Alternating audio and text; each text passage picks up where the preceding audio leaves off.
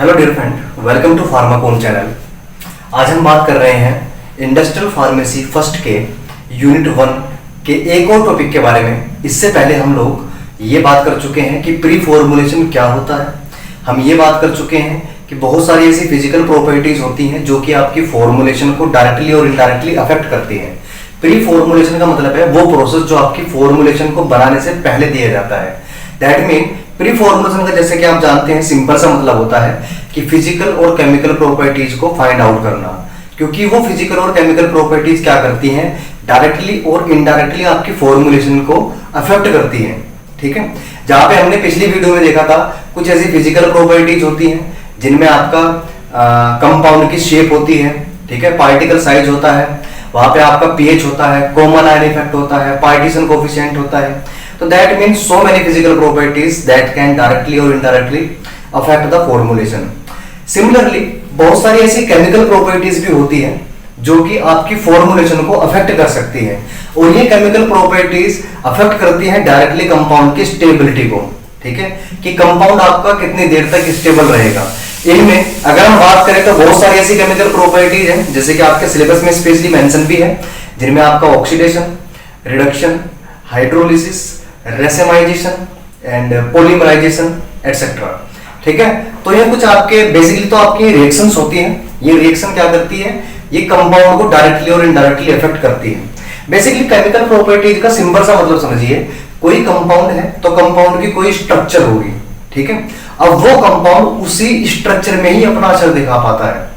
For example आपका कोई compound है, मान लेते हैं ए कंपाउंड है। ठीक है, ये क्या है, कोई ए कंपाउंड है, और मान लेते हैं ये इसकी स्ट्रक्चर है। अब इस कंपाउंड के पास फीवर को कम करने की अक्षमता है। अब ये कंपाउंड फीवर को कम करता है अपने स्ट्रक्चर की वजह से या किसी फंक्शनल ग्रुप की वजह से। अगर मैं क्या करूं, इस ए को यहां से ऐसा कर दूं, ठीक है, मतलब कि मैंने यहां वाला पोर्शन रिमूव कर दिया, तो क्या ये कंपाउंड अपना असर दिखा पाएगा? नहीं दिखा पाएगा। और ये जो चेंजेस आ रहे हैं कंपाउंड के स्ट्रक्चर में, ये चेंजेस किसी न किसी रिएक्शन की वजह से आती हैं। जैसे कि अगर ऑक्सीडेशन हो जाए कंपाउंड का तो ऑक्सीजन ऐड हो जाएगी, मतलब ऑक्सीजन कंपाउंड के स्ट्रक्चर में नहीं है लेकिन तब भी ऑक्सीजन ऐड हो गई, तो वो क्या करेगा, कंपाउंड की प्रॉपर्टी चेंज हो जाएगी। कंपाउंड की प्रॉपर्टी चेंज हो गई तो फाइनली कंपाउंड आपका इफेक्टिव नहीं रह पाएगा, मतलब कंपाउंड की एफिकेसी कहीं ना कहीं अफेक्ट होगी। ठीक है, तो इसीलिए हमको केमिकल प्रॉपर्टीज के बारे में पढ़ना जरूरी है, क्योंकि ये केमिकल प्रॉपर्टीज क्या करती हैं, स्टेबिलिटी को आपके कंपाउंड की डायरेक्टली अफेक्ट करती है। जिनमें आपकी केमिकल प्रॉपर्टीज है, सबसे पहले आपकी है ऑक्सीडेशन। ठीक है, अगर कंपाउंड आपका ऑक्सीडाइज हो जाता है। दूसरा आपका है रिडक्शन, रिडक्शन भी एक इंपॉर्टेंट प्रॉपर्टी है। इसके बाद है आपका हाइड्रोलिसिस। ठीक है, हाइड्रोलिसिस के बारे में आपको पढ़ना है। इसके बाद आपको पढ़ना है रेसेमाइजेशन के बारे में कि रेसेमाइजेशन क्या होता है, एंड आपको पढ़ना है पॉलीमराइजेशन के बारे में, पॉलीमराइजेशन के बारे में। तो आपके सिलेबस में कुछ ये केमिकल प्रॉपर्टीज मेंशन है जो कि आपके कंपाउंड को, आपकी फॉर्मुलेशन को अफेक्ट करती हैं। अगर मैं बात करता हूं ऑक्सीडेशन की, सबसे पहले हम शॉर्ट में सभी के बारे में बात कर लेते हैं। ऑक्सीडेशन का मतलब क्या होता है, ऑक्सीजन का ऐड हो जाना और हाइड्रोजन का रिमूव हो जाना। देखो कुछ ऐड हो रहा है, कुछ रिमूव हो रहा है, दैट मीन कंपाउंड के स्ट्रक्चर में कहीं ना कहीं चेंजेस आ रहे हैं। तो इससे क्या होगा, कंपाउंड की स्ट्रक्चर बदलेगी, स्ट्रक्चर बदलेगी, कंपाउंड का नेचर बदलेगा, और कंपाउंड का नेचर बदलेगा तो मतलब क्या है, कंपाउंड की जो एक्शन, कंपाउंड का जो एक्शन है वो कहीं ना कहीं चेंज होगा।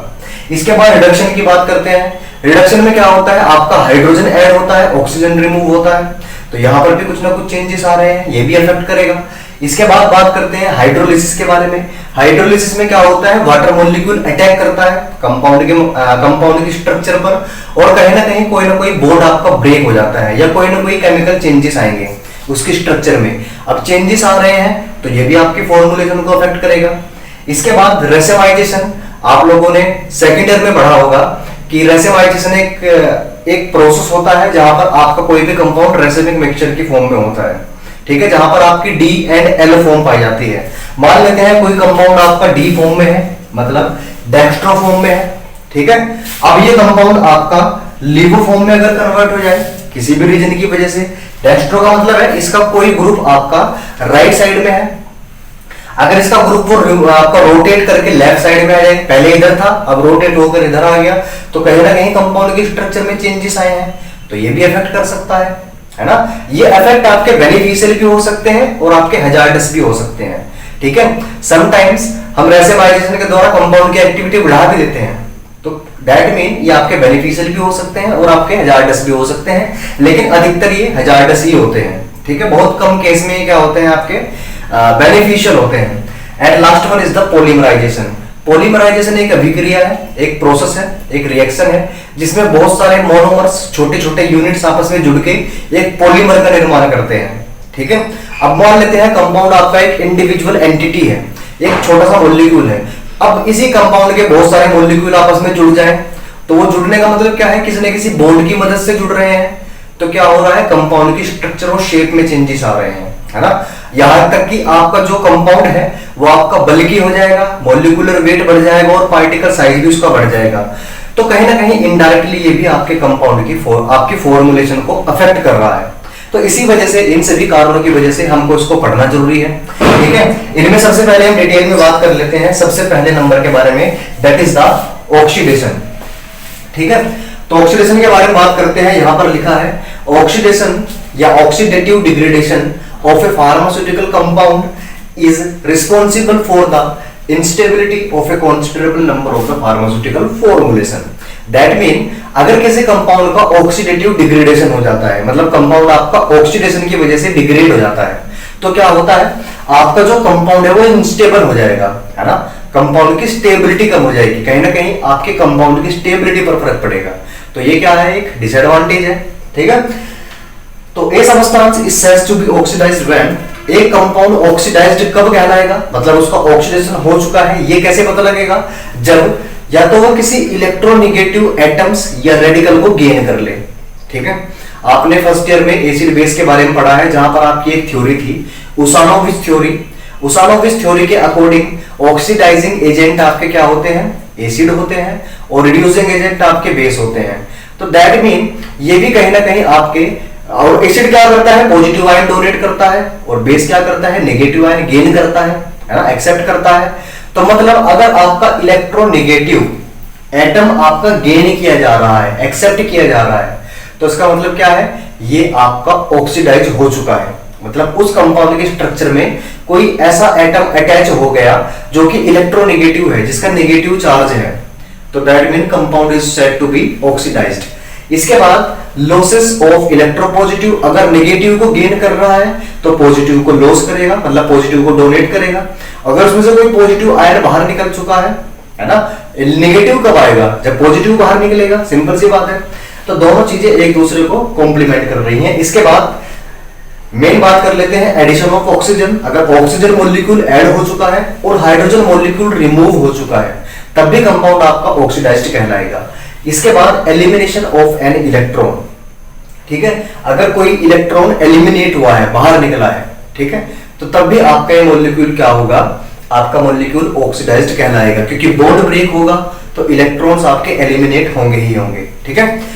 तो that's why the compound is called oxidised when these conditions are followed, है ना। जब ये कंडीशन आपकी फॉलो होंगी तभी आपका कंपाउंड ऑक्सीडाइज्ड कहलाएगा, और ऑक्सीडाइज्ड हो जाएगा तो क्या होगा, उसकी इंस्टेबिलिटी आ जाएगी, मतलब कंपाउंड आपका स्टेबल नहीं रह पाएगा। Got it. तो ऑक्सीडेशन आपका ये करता है। बेसिकली ऑक्सीडेशन आपका कई तरीके से हो सकता है, ठीक है। बेसिकली आपके दो टाइप्स हो सकते हैं, एक तो आपका ऑटो ऑक्सीडेशन हो सकता है, ठीक है, ऑटो ऑक्सीडेशन के कंपाउंड आपका ऑक्सीडाइज्ड हो जाए। एक आपका हो सकता है रेडिकल या फ्री चेन ऑक्सीडेशन, ठीक है, free chain oxidation. Auto oxidation का मतलब क्या है, कंपाउंड आपका अपने आप ही ऑक्सीजन मॉलिक्यूल को गेन कर ले, मतलब आप उसको एयर में खुला छोड़ दीजिए तो एयर के साथ में वो ऑक्सीडाइज्ड हो सकता है। फ्री चेन ऑक्सीडेशन क्या होता है, आप लोगों ने फर्स्ट ईयर में इनऑर्गेनिक केमिस्ट्री में पढ़ा है, जब आपने एंटीऑक्सीडेंट का टॉपिक पढ़ा था, वहां पे आपने देखा था कि ऑक्सीडेशन आपका डायरेक्ट नहीं होता, ऑक्सीडेशन आपका कुछ स्टेप्स में होता है। जैसे कि सबसे पहले आपकी रिएक्शन इनिशिएट होती है, यहां पर 3 स्टेप होते हैं, इनिशिएशन, प्रोपोगेशन और टर्मिनेशन, ठीक है। इनिशिएशन रिएक्शन स्टार्ट होती है, प्रोपोगेशन रिएक्शन कंटिन्यू रहती है, और टर्मिनेशन फाइनली ऑक्सीडाइज्ड प्रोडक्ट आपका बन जाता है। तो इन दोनों पाथवे से आपका कंपाउंड ऑक्सीडाइज्ड हो सकता है। इसके बाद अगर मैं बात करता हूं ऐसे कौन कौन से फैक्टर्स हैं, ऐसे कौन कौन से फैक्टर्स हैं जो आपके कंपाउंड को क्या कर सकते हैं, ऑक्सीडाइज करा सकते हैं। ठीक है, जिनमें आपका टेम्परेचर हो सकता है, टेम्परेचर बॉन्ड को ब्रेक करेगा तो हो सकता है ऑक्सीजन गेन हो जाए। ठीक है, इसके बाद आपका हो सकता है कोई ऐसा सोलवेंट, ठीक है, जो कि ऑक्सीजन मॉलिक्यूल प्रोवाइड करा दे। इसके बाद हो सकती है हीट हो सकती है, ठीक है, इन्वायरमेंट हो सकता है। तो बहुत सारे फैक्टर्स हैं आपके जो कि ऑक्सीडेशन को क्या कर सकते हैं, इनिशिएट कर सकते हैं। ठीक है, ऑक्सीडेशन करा सकते हैं, जिनमें आपका कंटेनर भी आ सकता है, आपके एक्सिपिएंट्स भी आ सकते हैं। बहुत सारे फैक्टर्स हैं जो भी ऑक्सीडाइज करा देगा, वही फैक्टर है आपका। Got it. इसके बाद अगर मैं बात करता हूं आपके, अब ऑक्सीडेशन हो चुका है तो आप प्री फॉर्मुलेशन पढ़ रहे हैं तो आपको सॉल्यूशन भी पढ़ना पड़ेगा। अगर आपको पता है कि कंपाउंड ऑक्सीडाइज हो जाता है तो आप क्या क्या रास्ते अपनाएंगे ताकि वो ऑक्सीडाइज होने से बच जाए। तो पहला स्टेप होता है आपका बाय यूजिंग एंटीऑक्सीडेंट। इसका नाम ही क्या है, एंटीऑक्सीडेंट, जो कि ऑक्सीडेशन के अगेंस्ट काम करे, है ना, जो ऑक्सीडेशन ना होने दे। ठीक है, तो एंटीऑक्सीडेंट आप लोग यूज कर सकते हैं जो कि ऑक्सीडेशन नहीं होने देगा। अब एंटीऑक्सीडेंट आपके दो तरीके से हो सकते हैं, एक आपके एक्वस सिस्टम के लिए, मतलब आपके हाइड्रोफिलिक मॉलिक्यूल के लिए, एक आपके ऑयल सिस्टम के लिए, लाइपोफिलिक मॉलिक्यूल के लिए। एक्वस सिस्टम के एग्जांपल आपके हैं sodium sulphate, sodium metabisulphite, ascorbic acid and acetyl cysteine. तो ये कुछ एग्जांपल है जो कि एक्वस मीडियम के लिए यूज किए जाएंगे as a antioxidant. Oil medium के लिए, लाइपोफिलिक के लिए आपका BHA, BHT, propyl gallate and lecithin. ये कुछ पॉपुलर एग्जांपल्स हैं जो कि ऑयल फेस में आपके एज ए एंटीऑक्सीडेंट यूज होते हैं। सबसे मेन चीज तो आपके एंटीऑक्सीडेंट ही होता है। इसके अलावा कुछ इनडायरेक्ट मेथड भी होते हैं, जैसे कि हम लोग चिलेटिंग एजेंट यूज कर सकते हैं। चिलेटिंग एजेंट क्या करेगा, आपके जितने भी आपकी फॉर्मुलेशन में पॉजिटिव और नेगेटिव आयन फ्री होंगे, ठीक है, आपके देखो यहां पे हो क्या रहा है, आपके नेगेटिव आयन गेन किए जा रहे हैं, पॉजिटिव आयन डोनेट किए जा रहे हैं। तो जितने भी आपके आयंस फ्री होंगे ये इनके साथ में रिएक्शन करके चिलेट बना लेगा, मतलब एक कॉम्प्लेक्स का फॉर्मेशन करेगा और उसको सेटल डाउन कर देगा। मतलब कि आपका आयंस फ्री ही नहीं रह पाएगा। जब आयन फ्री फॉर्म में नहीं रह पाएगा तो वो कंपाउंड को अफेक्ट ही नहीं कर पाएगा। तो चिलेटिंग एजेंट का हम यूज कर सकते हैं जिनमें आपका ADT वगैरह ये सभी आ जाते हैं। इसके बाद बफर्स, क्योंकि आपके पीएच, जैसे कि मैंने बताया कि ऑक्सीडाइजिंग एजेंट आपका एसिड होता है, रिड्यूसिंग एजेंट आपका बेस होता है, तो पीएच भी क्या करती है, डायरेक्टली या इनडायरेक्टली अफेक्ट करती है। तो पीएच के लिए हम क्या कर सकते हैं, बफर्स का यूज कर सकते हैं। ठीक है, बफर क्या करेगा, पीएच को मेंटेन करके रखेगा, जिनमें आपका phosphate buffer, citrate buffer, acetate buffer, ये सब हम यूज कर सकते हैं according to the pH range of the formulation.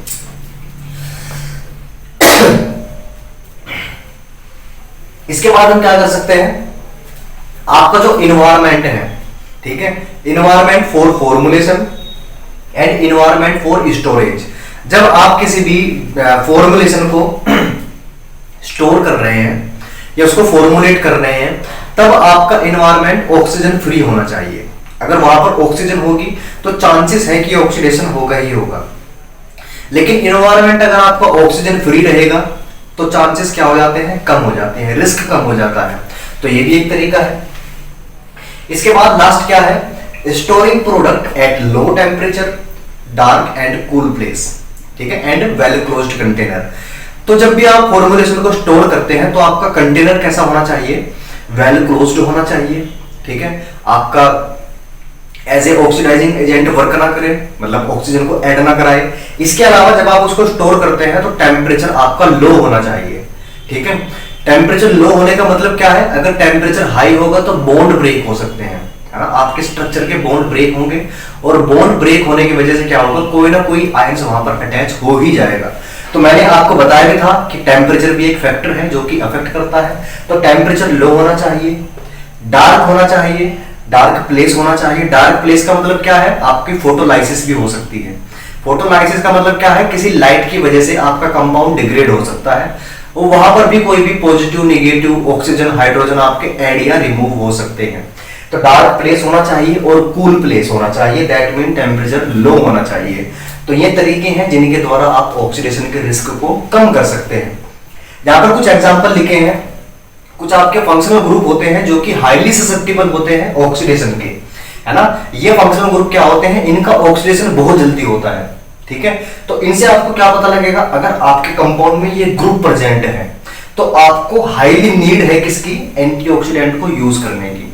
अगर आपके कंपाउंड में एल्कीन प्रेजेंट है, एरोमेटिक ग्रुप प्रेजेंट है जिनमें आपका toluene, phenol and anisole present है, इसके अलावा थायो ईथर प्रेजेंट है, एमाइन प्रेजेंट है, एमाइन ग्रुप प्रेजेंट है, तो इन ग्रुप की वजह से क्या होता है, आपका फॉर्मुलेशन भी हाईली ससेप्टेबल हो जाता है ऑक्सीडेशन के। तो आपको इन सभी को पहचानना है और ध्यान रखना है, अगर ऐसा ग्रुप आपको मिलता है तो आपको ये सभी प्रिकॉशंस यूज करने ही है, अदरवाइज आपका कंपाउंड डिग्रेड हो सकता है, ठीक है। सो गाइस, ये ऑक्सीडेशन के बारे में है। इसके बाद हम रिडक्शन के बारे में बात करते हैं और बाकी अदर केमिकल प्रॉपर्टीज के बारे में बात करते हैं। केमिकल प्रॉपर्टीज में दूसरी प्रॉपर्टीज के बारे में जो कि आपकी हाइड्रोलिसिस। इससे पहले हमने ऑक्सीडेशन के बारे में बात की थी और आपने ये भी जाना था कि केमिकल प्रॉपर्टीज किसी भी कंपाउंड की फॉर्मुलेशन को कैसे अफेक्ट करती है, ठीक है। तो वहां पे आपने जाना था, अगर देखो बेसिकली क्या है, अगर आप किसी कंपाउंड की केमिकल प्रॉपर्टी पता कर लेते हो, है ना, अब ये केमिकल प्रॉपर्टी करने क्या वाली है, ये कंपाउंड की स्टेबिलिटी को अफेक्ट करेगी, है ना। तो आपको क्या पता लग जाएगा कि उसका किस मैकेनिज्म के थ्रू या किस रिएक्शन के थ्रू वो क्या कर रही है, कंपाउंड को इनस्टेबल कर रही है ना, इंस्टेबिलिटी प्रोवाइड करा रही है। तो जैसे कि आपको रेट ऑफ डिग्रेडेशन पता लग जाएगा, है ना, वे ऑफ डिग्रेडेशन पता लग जाएगा, किस वे से वो उसको डिग्रेड करेगी। तो इसी वजह से हम केमिकल प्रॉपर्टीज पढ़ते हैं, जिनमें आज हमारी दूसरी है हाइड्रोलिसिस। हाइड्रोलिसिस का सिंपल सा मतलब होता है, अगर आपका वाटर मॉलिक्यूल आपके कंपाउंड पर अटैक करता है ना, वाटर मॉलिक्यूल मतलब H+ और OH- आयन यानी कि H2O। जब ये मॉलिक्यूल आपके एपीआई पर, ड्रग पर या आपकी फॉर्मुलेशन के मॉलिक्यूल पर अफेक्ट करता है, अटैक करता है, तब आपका कंपाउंड क्या होता है, ब्रेक डाउन हो जाता है, ठीक है। उसके कोई बॉन्ड क्या होंगे, आपके टूट जाएंगे, जोन में बॉन्ड पाए जाएंगे, ठीक है। बॉन्ड ब्रेक होगा तो कंपाउंड आपका ब्रेक डाउन हो जाएगा। तो इससे क्या होता है, कंपाउंड आपका स्टेबल नहीं रह पाएगा। यहां पर लिखा भी है कि hydrolysis involve attack of labile group, है ना। ये क्या करेगा, लेबाइल ग्रुप के अटैक होता है हाइड्रोलिसिस के अंदर, यानी कि वाटर मॉलिक्यूल का अटैक होता है। इसके बाद hydrolysis is the common degradation pathway, है ना। ये बहुत ही रेयर, आपका बहुत ही कॉमन पाथवे है, मतलब अधिकतर देखा जाता है ना। अगर कोई मॉइस्चर के कांटेक्ट में आपका कंपाउंड आ गया तब भी वो डिग्रेड हो सकता है, ठीक है। या आपके जरा सी हीट बढ़ गई और कंपाउंड के अंदर जो मॉइस्चर है वो आपका एक्टिवेट हो गया, फ्री हो गया, तो वो भी आपके कंपाउंड को डिग्रेड कर सकता है। तो this is very common pathway, है ना। इसमें क्या होता है, आपका बॉन्ड ब्रेक हो जाता है एंड कंपाउंड आपका फाइनली स्टेबल हो जाता है, ठीक है। उसकी स्टेबिलिटी लॉस हो जाती है। इसके बाद मैं बात करता हूं आपके बहुत सारे ग्रुप हैं इनमें जो कि आपके ससेप्टेबल होते हैं हाइड्रोलिसिस के लिए, जिनमें सबसे ज्यादा ससेप्टेबल होता है आपका लैक्टम ग्रुप, है ना। आपने देखा होगा एंटीबायोटिक्स में बीटा लैक्टम ग्रुप पाया जाता है ना, जैसे कि पेनिसिलिन के अंदर पाया जाता है, तो ये हाईली ससेप्टेबल ग्रुप होता है। इसके बाद ester group, amide group and imide group, ये सभी के सभी ग्रुप आपके ससेप्टेबल होते हैं हाइड्रोलिसिस के लिए।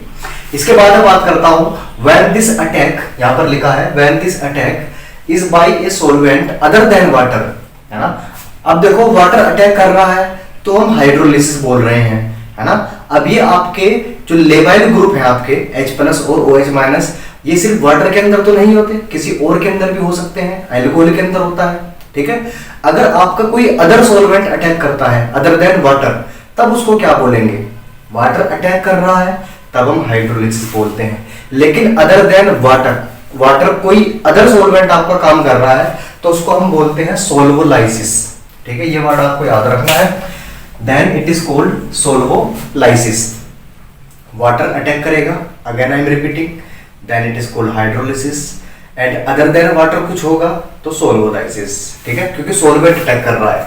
इसके बाद in aqueous solution water is, आगे आपका लिखा है बेसिकली क्या होता है, ये जो आपकी रिएक्शन होती है हाइड्रोलिसिस रिएक्शन होती है, ये वैसे तो आपकी जनरली सेकंड ऑर्डर रिएक्शन होती है।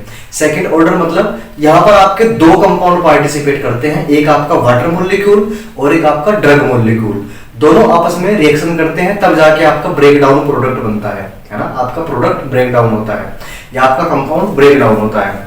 तो दैट मीन दो कंपाउंड है तो रिएक्शन दोनों कंपाउंड की कंसंट्रेशन पर डिपेंड करेगी।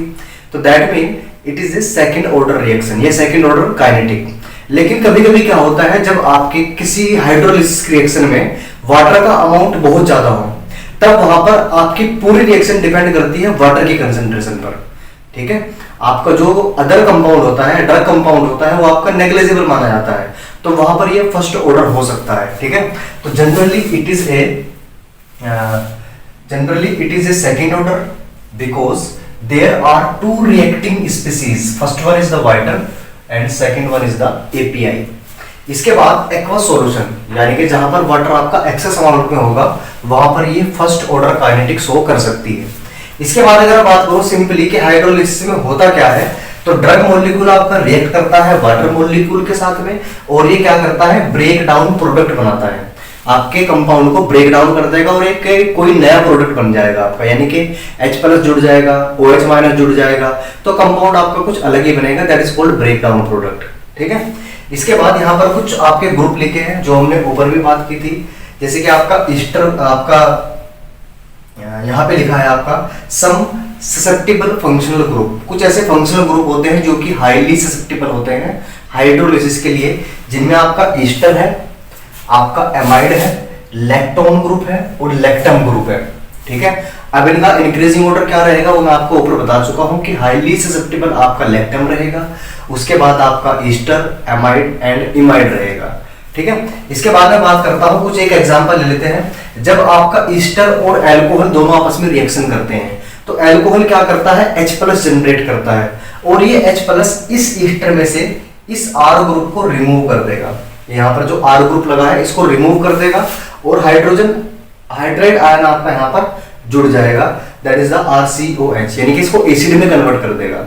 ठीक है, तो ये आपकी एक तरीके क्या है, हाइड्रोलिसिस है, and this is a break down product. आप इस एग्जांपल को एग्जाम में लिख सकते हैं, समझ लो बात को। ईस्टर अल्कोहल ने आपस में रिएक्शन की, तो अल्कोहल ने क्या किया, इसका सोल्वोलाइसिस कर दी, क्योंकि अल्कोहल वाटर तो नहीं है, वाटर होता तो हाइड्रोलिसिस होती, लेकिन अल्कोहल ने क्या किया, इसकी सोल्वोलाइसिस की, जहां पर आपका ये ब्रेक डाउन प्रोडक्ट में कन्वर्ट हो गया। इसके बाद कुछ ड्रग्स हैं आपकी, कुछ कैटेगरी है ड्रग की जो कि हाईली ससेप्टिबल होती है, जिनमें आपकी एंटीबायोटिक है, एनास्थेटिक्स है, विटामिन है एंड बार्बिचुरेट्स है, और भी बहुत सारी कैटेगरीज है आपकी। ये आपके क्या होती है, हाइड्रोलिसिस के अगेंस्ट हाईली ससेप्टिबल होती है, इनका हाइड्रोलिसिस जल्दी हो जाता है। जैसे कि आप एक एग्जांपल भी ले सकते हैं, एंटीबायोटिक में आपकी बीटा लैक्टम एंटीबायोटिक है, और आपको पता है कि लैक्टम ग्रुप आपका हाईली ससेप्टिबल होता है, तो एंटीबायोटिक का भी हाइड्रोलिसिस हो जाती है। इसके बाद कुछ कैटलिस्ट होते हैं जो कि हाइड्रोलिसिस को कैटालाइज करते हैं, मतलब हाइड्रोलिसिस को बढ़ाते हैं, जैसे कि आपका पोलर नेचर के कंपाउंड, जिनमें आपका मिनरल एसिड, एल्कलीज और कुछ एंजाइम्स, अगर ये आपके फॉर्मुलेशन में प्रेजेंट हैं या फॉर्मुलेशन इनके कॉन्टेक्ट में आ जाती है, तो क्या होगा, ये हाइड्रोलिसिस के रेट को बढ़ा देते हैं, है ना, क्योंकि मिनरल एसिड आपका H+ डोनेट कर सकता है और एल्कली आपकी OH- डोनेट कर सकती है। ठीक है, तो दैट मीन ये कहीं ना कहीं आपके क्या करते हैं, हाइड्रोलिसिस को कैटालाइज करते हैं। यहाँ पर लिखा भी है, इट कैन या दे कैन सप्लाई H+ और OH- आयंस। इसके बाद कुछ कंडीशंस होती हैं जो कि हाइड्रोलिसिस को बढ़ाती हैं, जैसे कि प्रेजेंस ऑफ OH- आयन, हम ऊपर बात भी कर चुके हैं, एल्कली की वजह से, presence of H+ ion acid की वजह से, प्रेजेंस ऑफ डाइवैलेंट आयंस, यानी कि जिसके ऊपर प्लस के 2 चार्ज होंगे।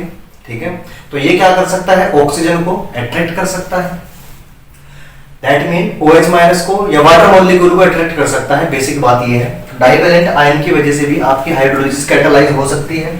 हीट, लाइट एंड टेम्परेचर, ये भी हाइड्रोलिसिस को अफेक्ट कर सकते हैं। क्यों, क्योंकि आपके कंपाउंड के अंदर भी मॉइस्चर होता है, बाउंड मॉइस्चर होता है। ठीक है, अगर कंपाउंड आपका एक्वस है, हाइड्रोफिलिक है, तो दैट मीन उसके पास पहले से ही मॉइस्चर होता है। अगर हीट या टेम्परेचर बढ़ती है तो मॉइस्चर फ्री फॉर्म में आ जाता है, जो कि आपके किसी अदर कंपाउंड के साथ में, एपीआई के साथ में या किसी एक्सिपिएंट के साथ में रिएक्शन कर सकता है। ठीक है, इसके अलावा आयनिक हाइड्रोलिसिस आयंस की वजह से हो सकता है, H+ और OH-। पोलैरिटी की वजह से हो सकता है, अगर कंपाउंड आपका हाईली पोलर है तो then it can go to the hydrolysis. High drug concentration, अगर कंसेंट्रेशन ड्रग की हाई है तो ये भी मॉइस्चर को अट्रैक्ट कर सकती है, तो हाइड्रोलिसिस यहाँ पर भी हो सकती है। तो ये कुछ कंडीशंस है जो हाइड्रोलिसिस को कैटालाइज करती है। And next one is the prevention of hydrolysis, कि हाइड्रोलिसिस को हम कैसे प्रिवेंट कर सकते हैं। आप लोग डेसिकेंट का यूज कर सकते हैं। डेसिकेंट एक ऐसा कंपाउंड होता है जो कि उसके ड्रग के कांटेक्ट में आने वाले मॉइस्चर को एब्जॉर्ब कर लेता है। आपने देखा होगा मार्केटेड प्रोडक्ट्स होते हैं बहुत सारे, किसी बॉक्स के अंदर एक छोटा सा पैकेट पड़ा होता है सिलिका का, तो वो डेसिकेंट होता है, ठीक है। वो क्या करता है, मॉइस्चर को एब्जॉर्ब कर लेता है, ड्रग कंपाउंड के पास तक नहीं पहुंचने देता। तो आप डेसिकेंट के साथ में प्रोडक्ट को स्टोर कर सकते हो। इसके अलावा एडिशन ऑफ सर्फेक्टेंट, ये क्या करेगा, हाईली पोलर कंपाउंड की पोलैरिटी को रिड्यूस करेगा, है ना। तो सर्फेक्टेंट का आप यूज कर सकते हो, ये भी हाइड्रोलिसिस को कम कर सकता है। इसके बाद कॉम्प्लेक्सिंग एजेंट, अगर आपको दिक्कत है कि प्रेजेंस ऑफ इन सभी आयंस की प्रेजेंस हो सकती है, H+ की, OH- की, डाइवैलेंट की, तो कॉम्प्लेक्सिंग एजेंट क्या करेगा, इन रिएक्शन इन आयंस के साथ में कॉम्प्लेक्स बनाएगा और उसको सेटल डाउन कर देगा। मतलब आयंस आपके फ्री नहीं रह पाएंगे। अगर वो फ्री नहीं रहेंगे तो आपके मॉलिक्यूल पर अटैक नहीं कर सकते, ठीक है। इसके बाद पीएच एडजस्टमेंट, आप पीएच को एडजस्ट कर सकते हो, H+ और OH- की कंसंट्रेशन को एडजस्ट कर सकते हो। पीएच एडजस्ट करने का मतलब क्या है, concentration of H+ and concentration of OH-, इन दोनों को आप एडजस्ट कर सकते हो। इसके बाद रिमूवल ऑफ वाटर, आप किसी मेथड के द्वारा वाटर को रिमूव कर सकते हो, ठीक है।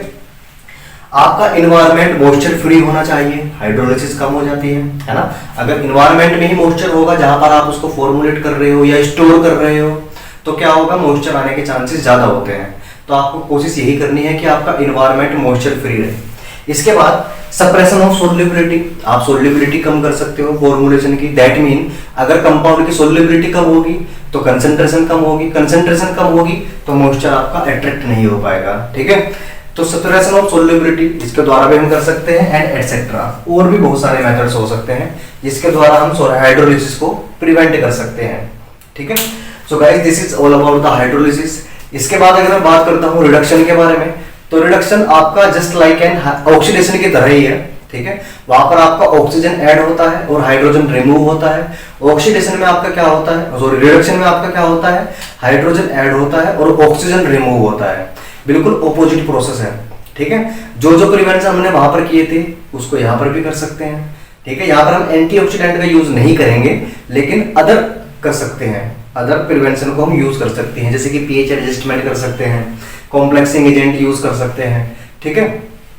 तो ये सब बातें हैं आपके रिडक्शन को लेके।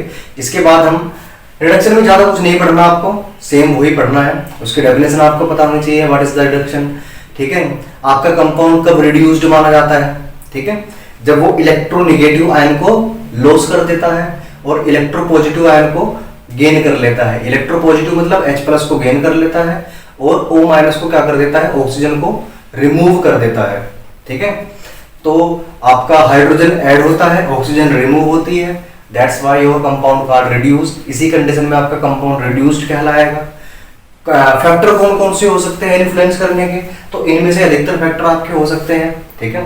जैसे कि आपका अगर एनवायरनमेंट में आपका मॉइस्चर है, ठीक है, या कोई रिड्यूसिंग एजेंट आपके किसी एक्सिपिएंट कोई आपका रिड्यूसिंग एजेंट की तरह बिहेव कर रहा है, तो ये भी रिडक्शन करा सकता है। इसके अलावा हीट, लाइट, टेम्परेचर एटसेट्रा, ये भी बहुत सारे फैक्टर्स हो सकते हैं।